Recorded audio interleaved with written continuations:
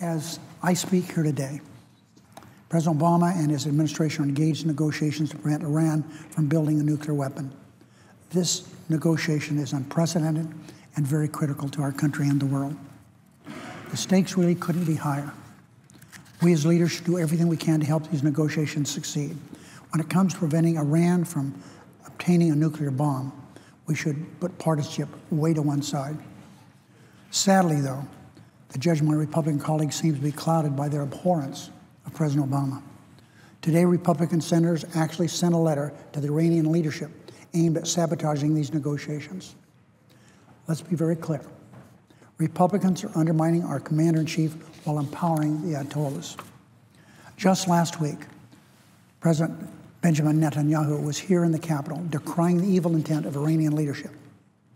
Republicans at that speech, which took place down the hall from where we stand today in the House chambers, stood, applauded, stomped their feet, and yelled, supporting what the Prime Minister of Israel had to say. Now, today, these same Republicans are trying to negotiate with these very same leaders in Iran that Netanyahu said we shouldn't be negotiating with him. This simply doesn't make sense. The outcome of the negotiations between the United States, France, the United Kingdom, Germany, China, Russia, and the entire world is so important. The main participants in these negotiations are the United States, France, United Kingdom, Germany, China, Russia. Even though we're the negotiators, one of the negotiators, the negotiations infect the entire world, as I've said. This letter is a hard slap in the face of not only the United States, but our allies. This is not a time to undermine a commander-in-chief purely out of spite. We should always have a robust debate about foreign policy. But it's unprecedented for one political party to directly intervene in an international negotiation with the sole goal of embarrassing the President of the United States. Throughout the 8 years of President Bush's presidency, Democrats, I disagreed with his foreign policy. I spoke about it here on the floor lots of times. We know the disaster of that war in Iraq. But even at the height of our disagreements with President George W. Bush, Senate Democrats never considered sending a letter to Saddam Hussein or other Iraqi leaders at the time. Never considered that. It would be an embarrassment to the Commander-in-Chief, George W. Bush. So I say to my Republican colleagues, do you so dislike President Obama that you would take this extraordinary step? Obviously so. Barack Obama is the president.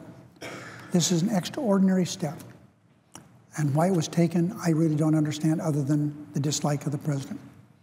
Barack Obama is president. I've agreed with him on certain things, and I've disagreed with him on certain things. But he is my president, and he's all of our presidents. It's time for Republicans to accept that the citizens of our country twice elected President Obama by large margins as President of the United States.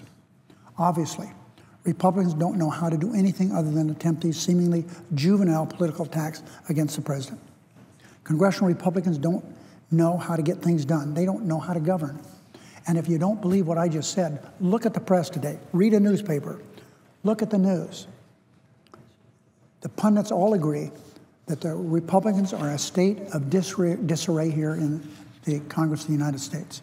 They don't know what to do or how to do it. Today's unprecedented letter originated by a United States Senator who took his oath of office 62 days ago is a kind of pettiness that diminishes us as a country to the eyes of the world. Republicans need to find a way to get over their animosity of President Obama. I can only hope they do it sooner rather than later.